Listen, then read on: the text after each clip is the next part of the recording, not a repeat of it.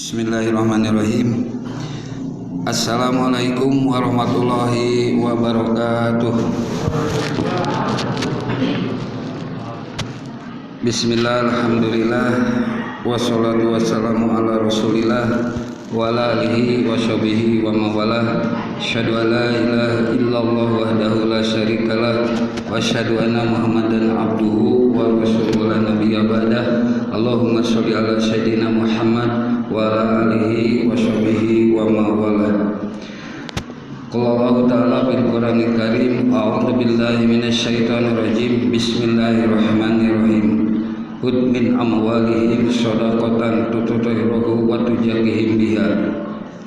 Al-ayat sadaqallahu adzim wa alam bi ma'na bil murad. Qala Nabi sallallahu alaihi wasallam, bunyal insanu ala khamsin syahadatu alla ilaha illallah wa anna muhammadar rasulullah wa aqimis shalah wa ita'iz zakat wa shauma ramadana wa hijjul baiti man istata'a ilaihi sabila. Al-hadis. Hadirin jamaah tarawih yang insyaallah Allah muliakan. Alhamdulillah berkat rodat beserta inayahnya Allah Subhanahu wa taala pribados bisa ketemu lagi di silaturahim sama jamaah ikhlas di malam yang ke-22. Di sakajulang 20 hiji nah jadi 22 berarti tarikh hiji lebaran ke-22.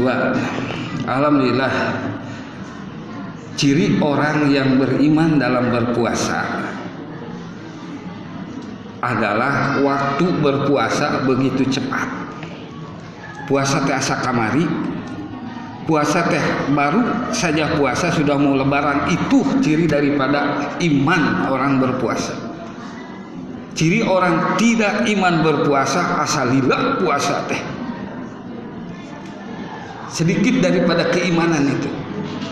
Hati orang yang beriman ketika menghadap puasa itu asa sebentar. Tetapi kalau tidak beriman, puasa asa lama, satu hari asa lama. Alhamdulillah jamaah di sini tidak terasa sudah di malam 22. Di kesempatan yang berbahagia ini sedikit membahas di kultum yang berkenaan dengan kalau berpuasa yakin di ujung 10 hari terakhir bulan Ramadan akan berkaitan dengan kewajiban sedekah wajib yang dinamakan dengan zakat. Maka materi yang akan disampaikan pada kesempatan ini fungsi daripada sedekah wajib. Dasar hukumnya bisa dilihat oleh hadirin di surat At-Taubah 103. Di situ sudah disebutkan 3 fungsi daripada sedekah wajib yang dinamakan zakat. Baik itu zakat mal, apalagi itu zakat fitrah. Yang pertama, fungsi daripada zakat atau sedekah wajib adalah waktu tahiruhum, membersihkan diri. Yang kedua, waktu zakihim biha, mensucikan diri. Yang ketiga, ayat di situ wassalat alaihim inna sholataka sakrul lahum, adalah ketenangan jiwa bagi yang berzakat. Mari kita uraikan sedikit. Zakat merupakan suatu sendi daripada rukun Islam, di mana Islam didirikan atas 5 dasar. Yang pertama tadi syahadat, sholat, zakat, puasa, dan haji bagi mereka yang mampu. Itu sendi Islam. Dari sendi Islam yang ketiga itu masalah zakat. Maka zakat adalah berfungsi bagi orang yang berzakatnya membersihkan diri. Membersihkan dari mana? Karena sifat daripada manusia, semua manusia mempunyai sikap yang jelek. Sikap rakus, sikap tamak, sikap kikir, atau dalam bahasa Sunda pedit. Itu sifat-sifat yang ada pada diri manusia. maka Allah turunkan dengan zakat, bersihkan sifat itu, keluarkan zakatnya supaya kalian bersih dari sifat-sifat yang tercela yang tidak diridhoi Allah Subhanahu wa taala. Itu. Yang kedua, waktu zakihim, mensucikan diri dari zakat itu. Kenapa? Dengan mensucikan diri, ketika manusia suci, maka yang tumbuh adalah kebaikan-kebaikan dari manusia itu sendiri. Yang tadi yang jeleknya hilang, tumbuh hal disuburkan dengan zakat dan hal-hal yang baik. Dan yang ketiga, yang lebih penting, kalau kita lihat Pak, zakat itu ada aturannya yang telah diturunkan oleh Allah, maka tidak sembarangan. Ayo urang mah nganggapna enteng karena hal tersebut, padahal sudah jelas nasna Al-Quran. Ini yang dilalaikan manusia ketika zakat. Kata Allah, washolla alaihim, berdoalah buat mereka. Mereka siapa di situ? Mereka yang berzakat. Nah, kalau sudah lari ke sana, maka ada aturan zakat. Zakat itu ada ijab dan qabul. Jadi tidak sembarangan orang menyalurkan zakat. Dikasihkan saja, sudah tanpa ada kata-kata, tidak sah. Karena ada ijab dan qabul yang ditutup dengan doa. Doa tersebut kata Allah menenangkan daripada orang yang berzakat. Artinya di situ ada doa bagi amilin yang menerima zakat. Dia berdoa kepada yang berzakat, satu, supaya zakatnya diterima Allah Subhanahu wa taala. Dua, supaya berkah itu zakatnya. Tiga, supaya harta yang ada di pada dirinya itu oleh Allah diberkahi.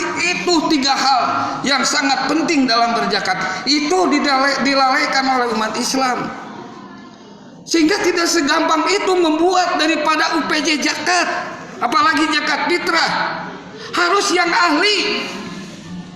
Artinya yang ahli, yang tahu tentang agama. Jangan sembarangan. Masa sekarang mau berzakat, orang tidak bisa berdoa untuk zakatnya, tidak bisa untuk ijab kabul berzakatnya. Bagaimana mau sah zakat? Yakin kalau zakat itu orang masjid yang ada, setidaknya seburuk-buruk orang masjid yakin bisa berdoa untuk zakat. Di luar sana tidak dijamin. Nah, ini kesalahan daripada pemerintahan kita ini. Padahal di situ sudah jelas di surat At-Taubah ayat 103 Allah menjelaskan tata cara daripada berzakat.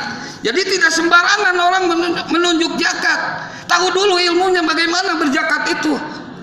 Nah, ini yang kelalaian umat Islam kita ini. Seenaknya mengurus zakat tanpa dengan ilmunya. Sedangkan ketika berdoa kita ini zakat diri, pembersihan diri, yakin berhadapan dengan Allah langsung. Ini berhadapan langsung dengan Allah Subhanahu wa taala. Berarti orang yang amilin ini yakin ketika berzakat, yakin hatinya langsung ke Allah Subhanahu wa taala.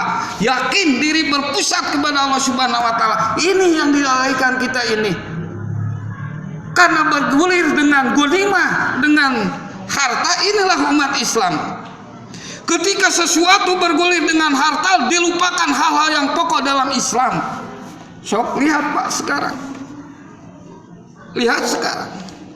Kenapa tidak ke ahli masjidkan zakatnya? Dia tahu hukum daripada zakat. Kok di luar daripada zakat?